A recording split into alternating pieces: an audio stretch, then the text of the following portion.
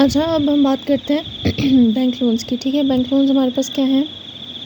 Short term bank loans might be arranged for specific purpose, for example purchase of specific items. Bank loans is for a specific period of time, there is a repayment schedule.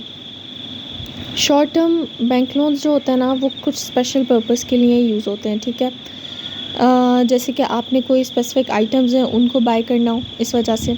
अब जो bank loan होता है ना, वो एक specific period of time के लिए होता है और इसको आपको पे करना होता है, मतलब रीपेमेंट स्केड्यूल होता है इसका। ठीक है, several different types of business loans are generally available, depend on it sources for funding need और the length of time of the funds are required.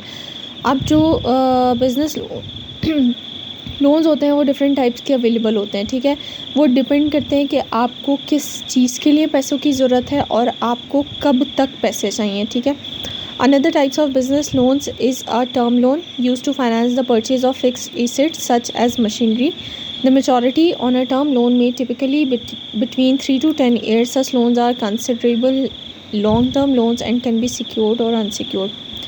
दूसरी जो टाइप है ना बिजनेस लोन की, वो टर्म लोन होती है। ठीक है, टर्म लोन हमारे पास ये होता है कि शॉर्ट टर्म लोन भी हो सकता है और लॉन्ग टर्म लोन भी हो सकता है। ठीक है, यानी कि आप कह सकते हो कि आपको पैसों की ज़रूरत है क्योंकि आपने एक फ़िक्स एसेट परचेज़ करना है, जैसे कि मशीनरी हो गई।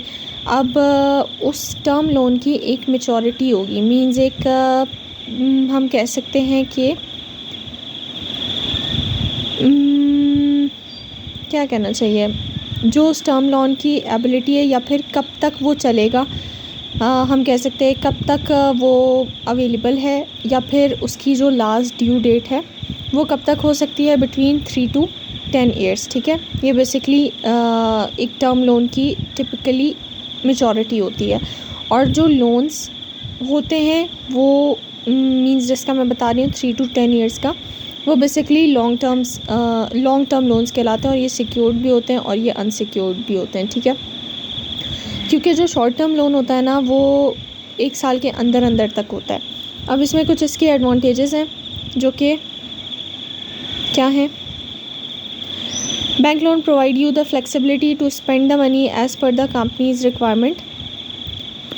जो बैंक लोन होगा वो आपको प्रोवाइड करेगा फ्लेक्सिबिलिटी, लाइक आप जो कंपनी जिस चीज़ के लिए चाह रही है, फॉर एग्जांपल उसने कोई मशीनरी ख़रीदनी है तो वो आपको उसी चीज़ के लिए फ्लेक्सिबिलिटी देगा कि आप मींस एक मशीन ख़रीद सकते हो। ठीक है, फ्लेक्सिबिलिटी देगा कि आप पैसों को खर्च कर सकते हो। ठीक है, फिर उसके बाद है second, does not have to give up with rights for control and ownership to get the finance. Means कि आपको पैसों के लिए जैसे कि कुछ हमें बॉन्ड्स इशू करने पड़ते हैं या शेयर्स इशू करने पड़ते हैं, जैसे हमने लास्ट में पढ़ा था इक्विटी फाइनेंसिंग के लिए, तो हम उसमें ओनरशिप खो देते हैं अपनी, हम अपना कंट्रोल लॉस कर देते हैं क्योंकि उसमें बहुत सारे हिस्सेदार बन जाते हैं।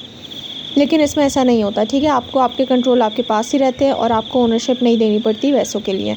फिर डिसएडवांटेजेस ये होते हैं कि इंटरेस्ट कॉस्ट इन्वॉल्व, आपको इंटरेस्ट पे करना पड़ेगा। सेकंड में आता है कि काफ़ी ज़्यादा ये टाइम कंज्यूमिंग होता है, इसलिए क्योंकि इसमें कुछ फाइलिंग वगैरह होती है, कॉन्ट्रैक्ट वगैरह मींस पेपर वर्क होता है और इसीलिए टाइम कंज्यूमिंग होता है। थर्ड में ये लिखा है कि एक्सेसिव पेपर वर्क होता है और फोर्थ में some kind of collateral, means अगर आपने रीपेमेंट नहीं की तो आपकी कोई चीज़ ले सकते हैं, यानी कंपनी का कोई एसेट, कोई मशीनरी ले गए, आपने अपनी